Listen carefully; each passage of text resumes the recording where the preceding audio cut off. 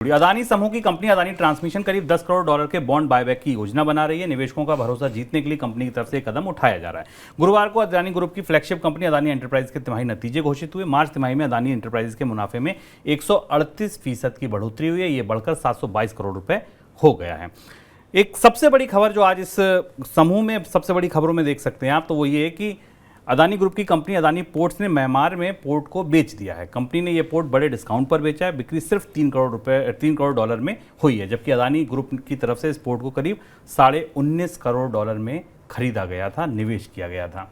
Company की तरफ से बताया गया कि पोर्ट का नया खरीदार कंपनी को पूरी पेमेंट का भुगतान सिर्फ 3 दिन में कर देगा। 3 दिन में कर तो देगा, लेकिन सोचिए 19 करोड़ में जो चीज़ खरीदी गई डॉलर में, वो 3.5 करोड़ डॉलर या 3 करोड़ डॉलर में बिक जाए तो कितना बड़ा नुकसान है। सर, पहला सवाल बायबैक पे, बॉन्ड का बायबैक क्यों किया जा रहा है? दूसरा बॉन्ड बायबैक है अडानी की तरफ से, और अडानी समूह अपनी कर्ज की साख को बेहतर करने के लिए कुछ ऐसे काम कर रहा है जो सामान्य रूप से बाजार में नहीं देखे जा सकते। आपको याद होगा कि अडानी समूह ने अपने अडानी पोर्ट्स और स्पेशल इकोनॉमिक जोन के 130 मिलियन डॉलर के बॉन्ड्स की बायबैक की थी, जो कि बॉन्ड्स जुलाई 2024 में मैच्योर हो रहे थे। और अब इसके बाद अडानी समूह अपने दूसरी कंपनी अडानी ट्रांसमिशन के बॉन्ड्स का बायबैक कर रहा है, और इसके लिए उसने बॉन्ड के निवेशकों से बातचीत शुरू कर दी है। जो प्रमुख ग्लोबल बैंक हैं जिनके जरिए ये बॉन्ड्स बेचे गए थे, उनसे कहा गया है, और ये दूसरी बड़ी बॉन्ड की बायबैक होगी जिसमें अडानी समूह अपने बॉन्ड होल्डर्स को पैसा वापस करेगा। इसका असर अडानी समूह की वित्तीय स्थिति पर और उसकी निवेश की क्षमताओं पर जबरदस्त ढंग से पड़ेगा, ये है। लेकिन इसके जरिए अडानी समूह को अपनी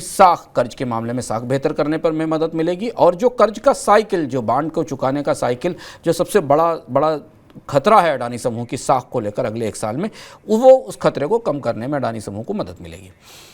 सर, अदानी पोर्ट्स को उस पोर्ट से बाहर क्यों निकलना पड़ा? ये सबसे महत्वपूर्ण खबर है अडानी समूह को लेकर, और काफ़ी बड़ा घटनाक्रम है अडानी समूह के हिसाब से।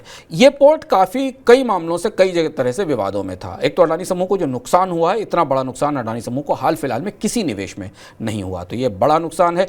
19 मिलियन डॉलर के आसपास का निवेश हुआ और करीब 3 मिलियन डॉलर में ये बेचा गया। ये वो म्यांमार का पोर्ट है जिसे लेकर अडानी समूह के पर मानवाधिकार संगठनों ने और अंतर्राष्ट्रीय संगठनों ने आरोप लगाए थे कि अडानी समूह ने म्यांमार का जो मिलिट्री जुंटा था, उसके सहयोग से, उसके मदद से इस म्यांमार के पोर्ट का अधिग्रहण किया था। और उस पर काफ़ी दुनिया में, कई सारे दुनिया के देशों में इसकी आलोचना हुई थी, इस अधिग्रहण की। और उसके बाद यूएस ने म्यांमार पे जो सैंक्शंस लगाए थे, उन सैंक्शंस के कारण इस पोर्ट का संचालन लगभग मुश्किल हो गया था, असंभव हो गया था। तो अडानी समूह ने इसमें निवेश किया और इससे उसे वापस लौटना पड़ रहा है। यानी ये जो बड़ा हिट है, 120 मिलियन डॉलर के आसपास का जो हिट अडानी के बैलेंस शीट पर आया है, ये अडानी के विदेश में हुए एक बड़े निवेश की वापसी है, जिसके पीछे काफ़ी विवाद रहे थे। अडानी के कुछ विदेश में और भी निवेश हैं उनके हैं, लेकिन ये घटनाक्रम कई सारे मामलों में अडानी समूह की बैलेंस शीट को लेकर और अभी तक जो हो रहे नुकसानों में, उनमें सबसे बड़ा है।